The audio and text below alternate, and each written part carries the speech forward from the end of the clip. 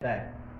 देखिए दो आयताकार पृष्ठ खींच लो, एक पृष्ठ ये हो गया, एक पृष्ठ ये हो गया आपका, ठीक है। दो आयताकार पृष्ठ हो गए, इसको क्या कर दो, इस प्रकार से मिला दो, आपका घनाभ बन के तैयार हो जाएगा, ठीक है। घनाभ में टोटल 6 फलक होते हैं। 6 फलक का मतलब 6 पृष्ठ। देखिए एक ऊपर हो गया, एक नीचे हो गया, 2 हो गया, 4 बगल में हो गया, तो 4 2 6, 6 फलक हो गए, ठीक। और प्रत्येक फलक जो होता है ना, प्रत्येक फलक वो आयताकार होता है, प्रत्येक फलक आयताकार होता है, आयताकार होता है, ठीक, ये याद रखना। और एक चीज याद रखना, आयत का क्षेत्रफल क्या होता है, आयत का जो आयत का क्षेत्रफल होता है वो होता है लंबाई गुणे चौड़ाई, L into B, length into breadth, ठीक है। और आयत का परिमाप क्या होता है, आयत का परिमाप भी आपको जानना चाहिए, तो होता है ये 2L प्लस बी, ठीक, ये हो गया। तो घनाभ में कुल फलक 6 होते हैं, प्रत्येक फलक आयताकार होते हैं, तो आयताकार होते हैं, आज का क्षेत्रफल पता होना चाहिए, आज का परिमाप पता होना चाहिए। इसके बाद अब घनाभ का आयतन क्या पता होना चाहिए, घनाभ का आयतन, तो ये जो होता है लंबाई गुणे चौड़ाई गुणे में ऊंचाई, मतलब लंबाई गुणे चौड़ाई, ये क्षेत्रफल हो गया इंटू ऊंचाई, ठीक है।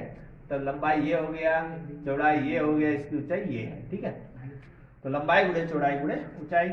और घनाभ का हम बात करें, घनाभ का कुल पृष्ठीय क्षेत्रफल, कुल पृष्ठीय क्षेत्रफल ये जो होता है 2 लंबाई LB BH HL, ठीक है। अब जैसे याद कैसे रखोगे, तो LBH लिखा हुआ है, LB फिर BH फिर HL, क्रम से याद कर लो, इसी को याद रहेगा। कुल पृष्ठीय क्षेत्रफल का मतलब कुल क्षेत्रफल, ठीक है। अब बात करें घनाभ के विकर्ण की लंबाई, घनाभ के विकर्ण, विकर्ण जानते हो सबसे बड़ी भुजा होती है, घनाभ के विकर्ण की लंबाई ये जो होता है अंडर रूट। देखिए विकर्ण क्या होता है, इस कोने से लेकर इस कोने तक, या इस कोने से लेकर इस कोने से लेकर यहां तक, क्रॉस जो सबसे एक रूम है, एक रूम का सबसे बड़ा जो विकर्ण होता है वो क्या होता है, इस कोने से इस वाले कोने से क्रॉस, इस ऐसे बना हुआ है, तो देखिए यहां से यहां तक, ठीक है। तो वो होता है L square plus B square plus H square, ठीक है। अब घनाभ की एक चीज और याद रखना है, घनाभ में 4 दीवार है, तो बाकी ऊपर दीवार छत है और धरती बनी हुई है नीचे, ठीक है। घनाभ के चारों दीवारों का क्षेत्रफल, चारों दीवारों का क्षेत्रफल, तो ये होता है आधार का परिमाप 2L प्लस बी इंटू में H, ठीक है। इतना चीजें आपको घनाभ के बारे में याद रखना है, ठीक। तो ये हो गया घनाभ। अब बात करते हैं घन। घन की खासियत क्या होती है, कुछ बस सेम, भुजाएं सभी बराबर हो जाती हैं, लंबाई भी ये हो जाता है, चौड़ाई भी ये हो जाता है, ऊंचाई भी ये हो जाता है, सभी भुजाएं क्या हो जाती है, बराबर हो जाती है।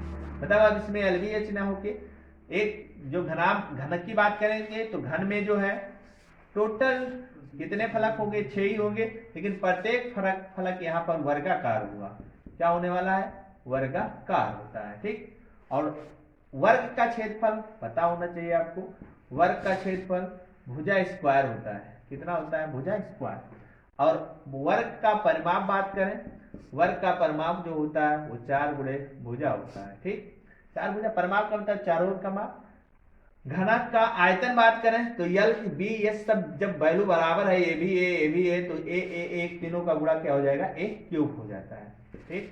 और घनाभ का कुल पृष्ठीय क्षेत्रफल जो होगा, तो टोटल कितने पृष्ठ है, 6, और एक पृष्ठ का क्षेत्रफल A स्क्वायर, तो 6 है, तो कितना हो जाएगा, 6A स्क्वायर। घनाभ के घन की बात करें हम लोग, घन के विकर्ण की लंबाई, तो A स्क्वायर ए भी हो जाएगा, A स्क्वायर ए स्क्वायर ए भी, तो कितना आ जाएगा, 3A स्क्वायर। इसका वर्गमूल जब निकालोगे ना, तो अंडर 3 का निकलेगा नहीं, 3 ये हो जाएगा, रूट A स्क्वायर का कितना होगा, A होगा। तो मतलब इसका यदि लिखे हम लोग, क्या लिखे, घन के विकर्ण की लंबाई, तो अंडर रूट 3 ये हो जाएगा, ठीक। और घनाभ घन के चारों दीवारों का क्षेत्रफल, तो 4 का मतलब क्या, एक पृष्ठ का A स्क्वायर होता है, तो 4 है तो 4 A स्क्वायर हो जाएगा, ठीक है। तो लिखने की जरूरत है नहीं ये सब, ठीक। तो ये हो गया आपका घन, घन में सभी भुजाएं क्या होती है, बराबर होती है। अब घन के बाद चलते हैं हम लोग बेलन पर। घन के बाद बात करेंगे बेलन की।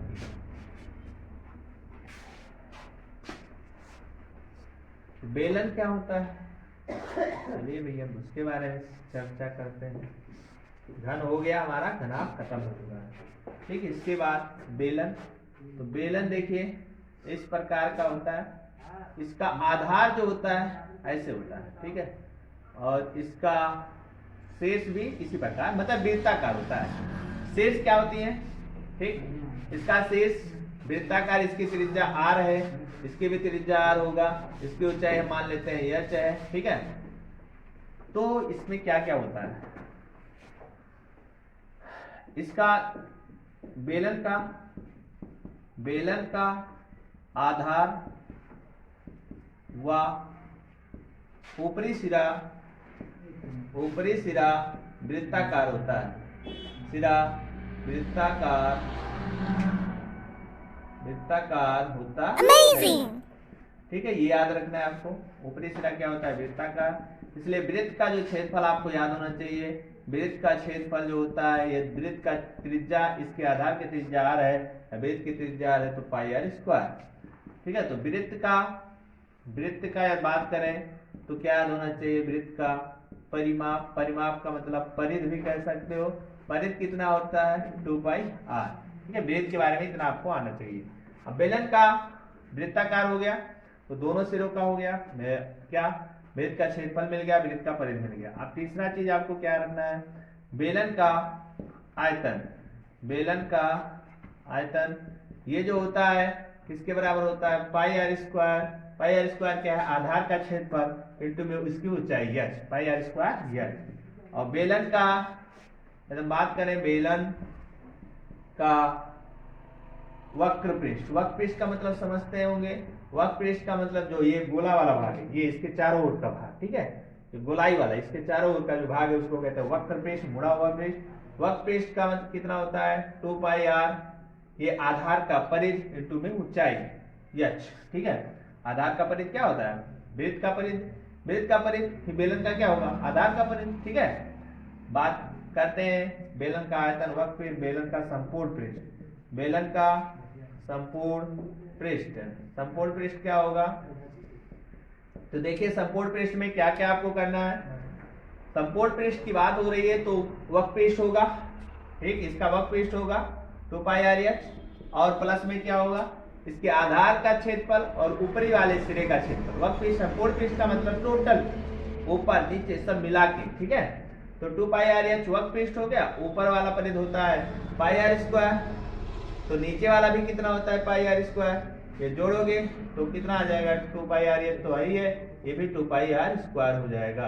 कितना कॉमन है, 2 पाई r कॉमन है इसमें, तो ये क्या बचेगा, h प्लस r। तो इसका आंसर हो जाएगा आपका बेलन का संपूर्ण पृष्ठ 2 पाई r h प्लस r, ठीक, बेलन हो गया। अब इसके बाद हम बात करते हैं शंकु। शंकु की बात कर लिया जाए तो जो शंकु होता है, बेलन के का 1/3 भाग होता है, बेलन जितना है उसका 1/3 भाग होता है, ठीक है। तो चलिए बेलन को काट के बना दिया जाता है शंकु। ये हो गया आपका शंकु। ये देखिए इस प्रकार से होता है, टोपी जोकर की जो टोपी होती है, ठीक है। इसकी त्रिज्या मान लेते हैं r। ये इसकी क्या कहलाती है, तिर्यक ऊंचाई या तिरछी ऊंचाई। यल क्या है, तिर्यक ऊंचाई या तिरछी ऊंचाई, ये इसकी मान लो ऊंचाई है, ठीक है, क्या है, ऊंचाई है। तो इसमें क्या होता है, आधार का परिध, शंकु की बात हो रही है तो शंकु के आधार का परिध, शंकु के आधार का परिध, बात करें परिध कितना होगा, तो शंकु का आधार का परिध है कैसा, वृत्ताकार, वृत्त का परिध 2 पाई r, ठीक है, याद रखना वृत्ताकार है ये भी। और शंकु का जो आयतन होता है, शंकु का आयतन आपको पता है, बेलन के आयतन का 1/3 होता है, बेलन का आयतन पाई r स्क्वायर h होता है, उसका 1/3 कर दो, शंकु का आयतन मिल जाएगा। और उसके बाद जो है हम बात करें शंकु के बाद, शंकु का आयतन, शंकु का वक्र पृष्ठ, शंकु का वक्र पृष्ठ, तो शंकु का वक्र पृष्ठ जो होता है वो होता है आपका पाई आर एल, पाई आर एल, जहां एल क्या है, जहां एल तिर्यक या तिरछी ऊंचाई कहते हैं इसको, तिर्यक या तिरछी ऊंचाई, ठीक, तिर्यक या तिरछी ऊंचाई। इसका जो मान होता है under root H square plus R square. देखिए ये पाइथागोरस में लगाओगे ना तो यल बराबर क्या आएगा, अंडर रूट यल स्क्वायर, ठीक है, ये आएगा यल स्क्वायर बराबर H square plus R square. यदि यहाँ से स्क्वायर हटाओगे तो इस पर रूट लग जाएगा, ठीक है। ये 90 डिग्री का कोण बन रहा है तो समकोण त्रिभुज पाइथागोरस लगा दो, ये हो गया। अब यदि हम बात करें शंकु का संपूर्ण पृष्ठ, संपूर्ण में देखिए वक्र पृष्ठ में केवल गोला घुमा था, मुड़ा हुआ भाग पाई आर आया था। यहाँ शंकु का संपूर्ण पृष्ठीय क्षेत्रफल चाहिए, तो संपूर्ण पृष्ठ वक्र पृष्ठ तो होगा ही होगा, और इसके बाद आधार का क्षेत्रफल कितना होता है, पाई आर स्क्वायर। तो यहाँ से पाई आर कॉमन लोगे तो यल प्लस क्या बन जाएगा, आर, ठीक है। ये हो गया शंकु के बारे में। अब शंकु के बाद चलते हैं गोला पर, गोला की बात कर लिया जाए। ये सब याद होना चाहिए आपको, तभी आप, एक चैप्टर है स्कूल में आयतन वाला चैप्टर, तो उसको तभी तैयार कर पाओगे। शंकु के बाद गोला की बात करें तो गोला यहाँ पर बनाना मुश्किल है, इसलिए समझ लेते हैं। एक मान लो गोला है, मान लो गेंद के आकार का होता है गोला, पता है, इसकी त्रिज्या मान लेते हैं 8 है।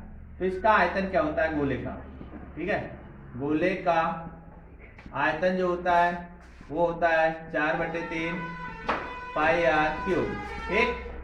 गोले का यदि आयतन, गोले का वक्र पृष्ठ पूछे, कुल पृष्ठीय क्षेत्रफल या वक्र पृष्ठ कहें, कुल पृष्ठीय क्षेत्रफल या केवल वक्र पृष्ठ कहेगा तो आपको याद रखना है 4 पाई आर स्क्वायर होता है, ठीक है। अब बात करते हैं अर्धगोला। अर्धगोला कटोरे के आकार का, ये देखिए अर्धगोला बनकर तैयार हो गया, ये अर्धगोला है, ये इसकी त्रिज्या मान लेते हैं, तो ये भी आर, ठीक है। तो अर्धगोले का, इसको मिटा दे रहे हैं, अर्धगोले का आयतन हम बात करें, अर्धगोले का आयतन जो होगा वो होगा 4/3 पूरा होता है तो 2/3 पाई आर क्यूब हो जाएगा। और अर्धगोले का यदि हम वक्र पृष्ठ बात करें, वक्र पृष्ठ कितना होगा, तो वक्र पृष्ठ का मतलब केवल ये वाला बनाएंगे तो पूरा 4 पाई आर स्क्वायर होता है पूरे का, उसका आधा कितना हो जाएगा, 2 पाई आर स्क्वायर हो जाएगा। अर्धगोले के हम बात करें संपूर्ण पृष्ठ, संपूर्ण पृष्ठ तो ये जो होगा देखो 2 पाई आर स्क्वायर, ये तो हो गया, प्लस इतना ये हो जाएगा 3 पाई आर स्क्वायर, ठीक है। तो ये हो गया अर्धगोला, ठीक। एक और बचता है